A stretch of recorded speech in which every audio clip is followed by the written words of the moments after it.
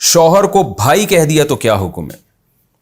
اگر بیوی خاوند کو غلطی سے یا جان بوجھ کر بھائی کہہ دے تو کیا اس سے نکاح پہ کوئی فرق پڑے گا؟ محمد عرفان عمان سے، اس سے نکاح پہ تو کوئی فرق نہیں پڑتا، میاں بیوی کے تعلقات پہ فرق پڑ سکتا ہے۔ شوہر کو غصہ آئے گا کہ کیا کہہ رہی ہو بیگم، کس طرح کی باتیں کر رہی ہو، بھائی کہا کرو، فلانے کو ڈمکانے کو اس کو بھائی کہا کرو، وسیم کو بھائی کہا کرو، ستار کو بھائی کہا کرو، غفار کو کہا کرو، ساری دنیا میرے علاوہ تمہارا بھائی ہے۔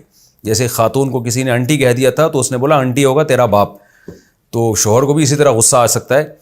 تو عورت تو واضح لفظوں میں شوہر کو طلاق بھی دے دے تو طلاق نہیں ہوتی، تو بھائی کہنے سے کہاں ہوگی؟ لیکن یہ لفظ غلط ہے، عورت کو نہیں چاہیے اپنے میاں کو بھائی کہا کرے۔ مدینہ کی کھجوروں کی گھٹلی پھینکنے کا حکم۔ مکہ اور مدینہ سے جو کھجور آتی ہے، کیا ان کو کھانے کے بعد ان کی گھٹلیاں نہیں پھینکنی چاہیے؟ بنت حوا کراچی سے، پھینکیں گی نہیں تو کیا کریں گے؟ جائز ہے پھینکنا، اتنا شریعت کو مشکل نہ بنائے بھائی۔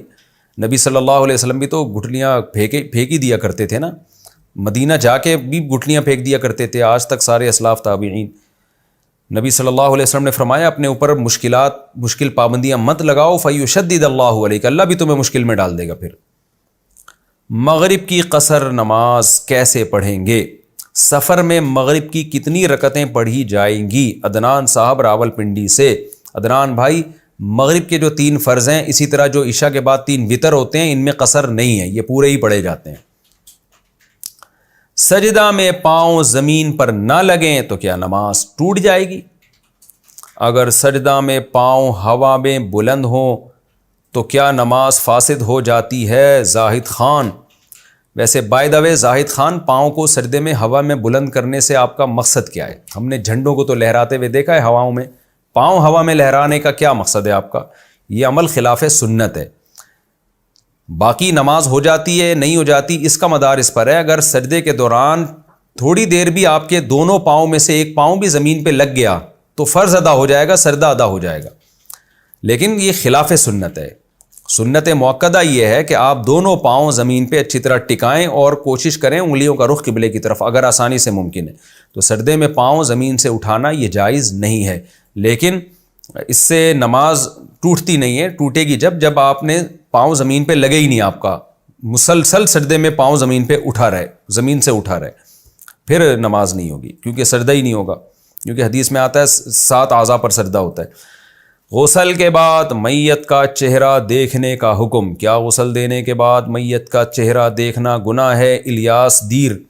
دیکھیں، جو میت کے بالکل قریبی لوگ ہیں، جیسے اس کی بیوی ہے یا عورت کا شوہر ہے، وہ چہرہ دیکھ لیں، یا اولاد دیکھ لیں، یا بہن بھائی دیکھ لیں، ان کے دیکھنے میں تو کوئی حرج نہیں ہے، لیکن یہ جو میت کو لٹایا جاتا ہے اور محلے والے قطار بنا کے دیکھ رہے ہوتے ہیں، یہ انتہائی قبیح رسم ہے، اس کو فوراً چھوڑ دینا چاہیے، یہ شریعت کے مزاج کے بالکل خلاف ہے اور عقل کے بھی خلاف ہے۔ میت دکھانے کی چیز نہیں ہے، میت چھپانے کی چیز ہے۔ تو ہمیں نہیں ملتا، صحابہ کرام میں اس طرح سے ہوا کرتا تھا اور اسلاف میں۔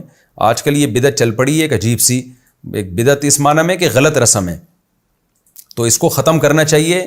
جاہلوں کا طریقہ ہے یہ، جو چیز چھپانے کی ہے آپ اس کو ساری دنیا میں نمایاں کر رہے ہیں۔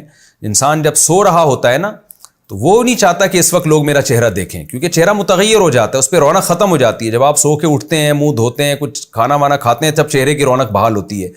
تو موت جو ہے نا، یہ تو نیند سے بھی اوپر کی چیز ہے، تو اس میں تو چہرہ اور زیادہ متغیر ہو جاتا ہے۔ تو انسان نہیں چاہتا کہ میرے سوتے ہوئے میں لوگ مجھے دیکھیں، تو وہ مرنے کے بعد کیسے چاہے گا کہ لوگ مجھے دیکھیں؟